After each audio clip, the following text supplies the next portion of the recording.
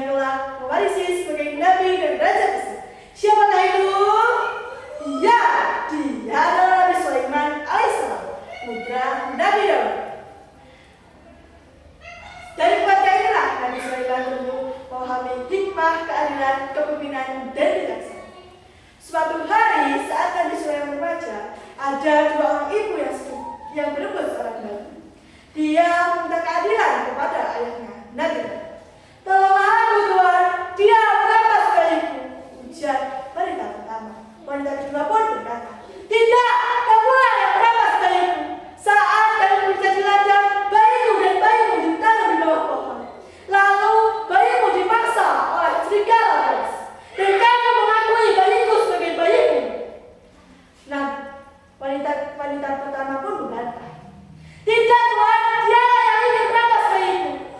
Nabi Daud tidak suka dengan perkara. Nabi Daud pun berkata, hentikanlah, biar aku cari jalan keluarnya. Tetapi jalan keluarnya tidak kunjung ada. Ayahanda, aku bisa mencari jalan keluarnya. Serahkan saja padaku, ujar Nabi Sulaiman dengan yakin. Lalu Nabi Daud pun memberikan hakim kepada Nabi Sulaiman.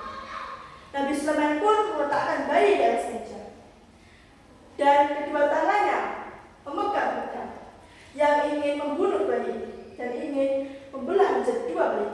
Nabi Sulaiman pun berseru, wahai ibu, di mana saja bayi ini kita telah dijual, agar kalian sama-sama mendapatkan bagian. Baiklah Tuhan, belah saja bayi itu menjadi dua. Saya tidak keberatan, ujar wanita pertama. Wanita kedua pun menjawab, tidak, jangan bunuh bayiku.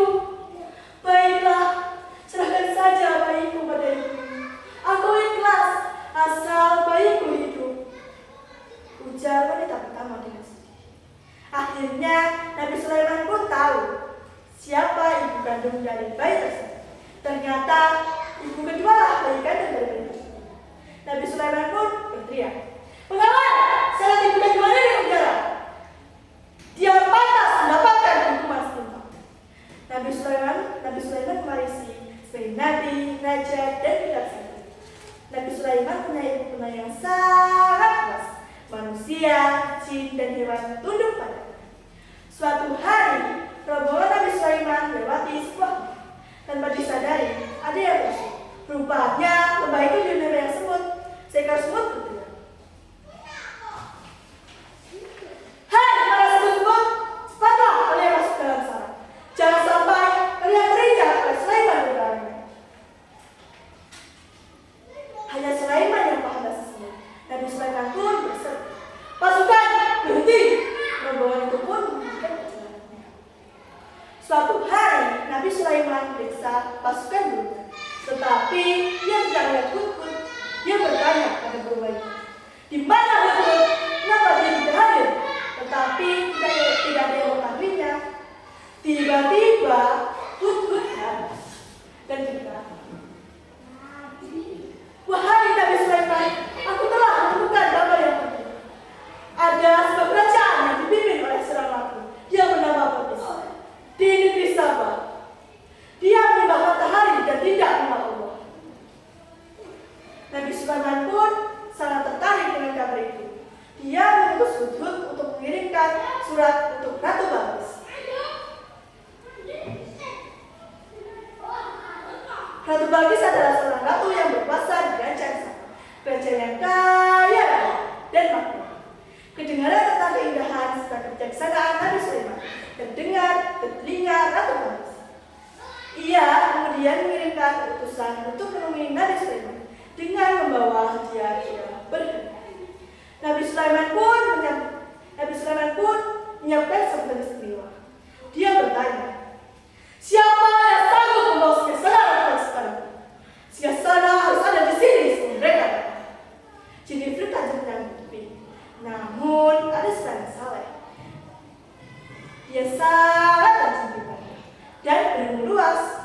Kemampuannya melebihi Jin Ifrit. Orang saleh itu berkata, aku bisa memerangi singasana untuk Balqis kepadamu. Bahkan sebelum matamu berdiri, dengan cepat singasana itu dibaca.